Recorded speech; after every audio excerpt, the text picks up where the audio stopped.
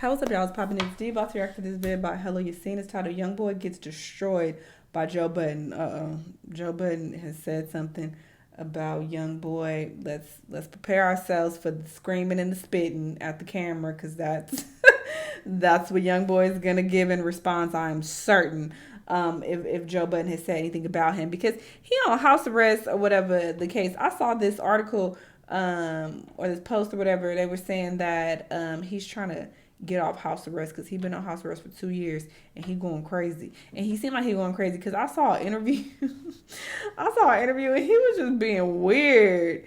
Some white man came to his house and was interviewing him, and it was very strange interview. But I was very entertained by it. But yeah, he's not right upstairs.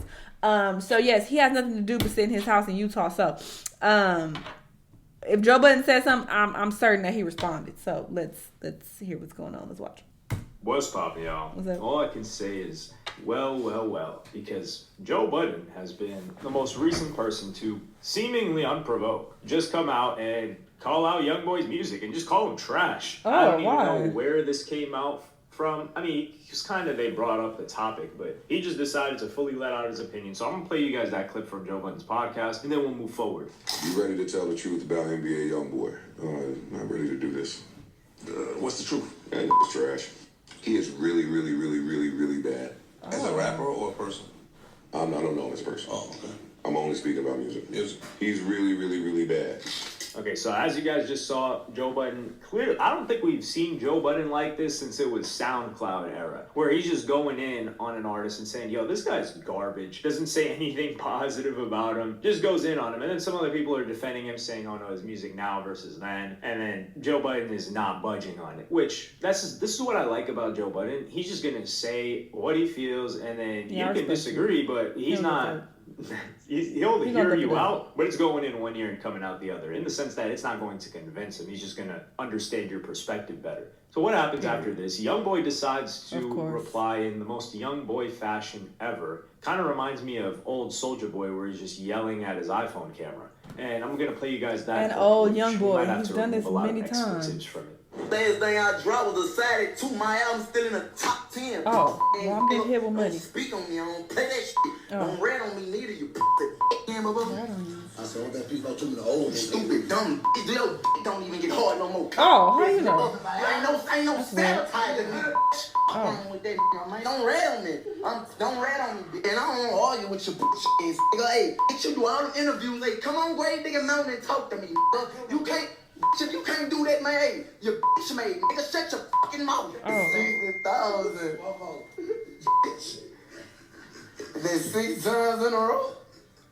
That's 60,000, bitch. Come on, my money. So YoungBoy just goes out ballistic on there, and funny enough, this turns into a Clubhouse conversation where Joe Budden is in some Clubhouse room. I'm not going to play that clip because it's not really relevant, but the person basically, or it's relevant, but it's just too short of a clip to play. So the person says, oh, something about YoungBoy, why did you say this? And then Joe Budden is like, yo, you guys are falling for all these label metrics and these YouTube numbers and all this. I'm bigger than YoungBoy, which we all know is not true, but it's funny. And then he just starts reading off the list of the last like 5 or 6 YoungBoy projects, which I'll probably release in the last 3 months. Now, I'm just joking about that. And he talks about the sales numbers and how well or poorly they charted. Now, there's some things being misrepresented here, misinterpreted. YoungBoy has like 100 plaques, gold or platinum. So you can't just say, oh, they're inflating the numbers, because he's got a lot of songs that have accumulated into a lot of streams that have turned into plaques. Now, does that mean YoungBoy has hits? Well, that's a different story. I'm pretty sure his biggest hit was Bandit, and that was with Juice WRLD. They helped each other out a lot on that collaboration.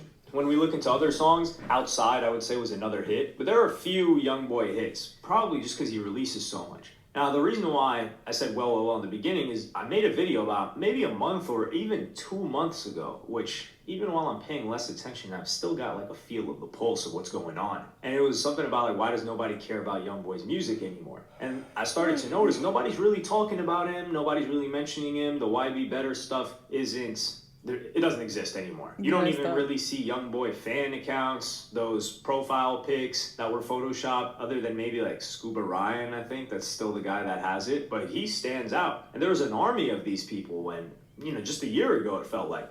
I wouldn't say YoungBoy fans don't exist anymore. There's far fewer of them. I would say they're just not as fervent as they were, which begs the question, why? YoungBoy didn't change much. He still released music consistently, which is probably the biggest drawback to him. I think he's a person that should have fell back a little bit. Because me personally, right, I like YoungBoy's music, or there is YoungBoy music that I've liked. I guess that's better to say. However, after, I would say, let's talk about when I first started listening to YoungBoy. I first heard about him in like maybe 38 Baby, right? 2016-ish. And then I listened to the big songs until Death Call My Name. Was it Diamond Teeth Samurai, Outside Today. Those songs, I was listening to YoungBoy at that point. I also liked the album, or the EP that he had with Kevin Gates. Kevin Gates just drops good music.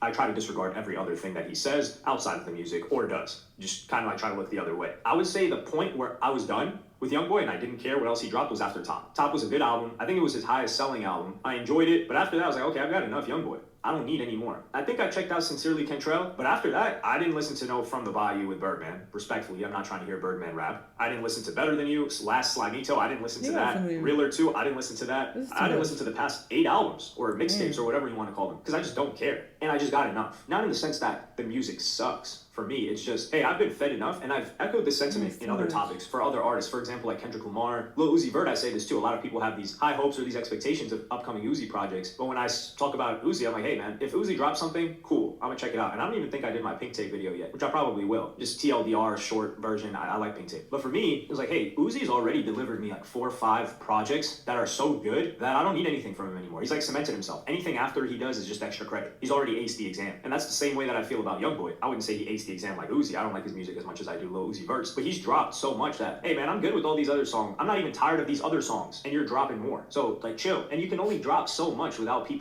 getting redundant. And I think that's the issue, but I also think it's YoungBoy's poor management of relationships, because Academics was kind of the spokesperson for YoungBoy for a while. YoungBoy was giving him exclusive information. They had this relationship, friendship, whatever it was, and Academics was going to bats for YoungBoy. I mean, he was defending the hell out of him. He was bigging him up a lot. He was kind of like a PR for him. Not in the sense that he was paid or anything, but I think he genuinely liked the guy. I think he liked his music. I think he valued their friendship. And as fat such, he's going to bitches. defend him and try to big him up in any way that he can. And he would always mention him too. Now, when that rift happens between them and the relationship falls apart, there's no reason for him to continue doing that. And this is where I think it would have been most valuable. Because if YoungBoy had still maintained that relationship, Joe Budden says YoungBoy's trash. He gets into an argument about it. Academics is going to come out and say, nah, YoungBoy's not trash because this, and this. And they're going to go back and forth about it, albeit respectfully. But it generates more attention. It creates conversation about YoungBoy's music, which is something he needs. In the public, for people that aren't super tapped into just... He said that he still listens to YoungBoy, even though YoungBoy don't fuck with him no more. So he still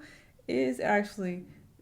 taken up for YoungBoy. Maybe not as aggressively as he would have if they were still friends, but he's still speaking positively of him. I'm gonna wrap this up because if he ain't spitting and yelling no more, every city that. Yeah, he ain't going off no more. Then I've seen all I need to see. All right, so yeah, he called Joe all type of bitches, pussies, old. You know, the usual, not surprised, but yeah, was entertained by it. I do think it's a bit odd that Joe would just randomly talk badly about his music though and say he's trash.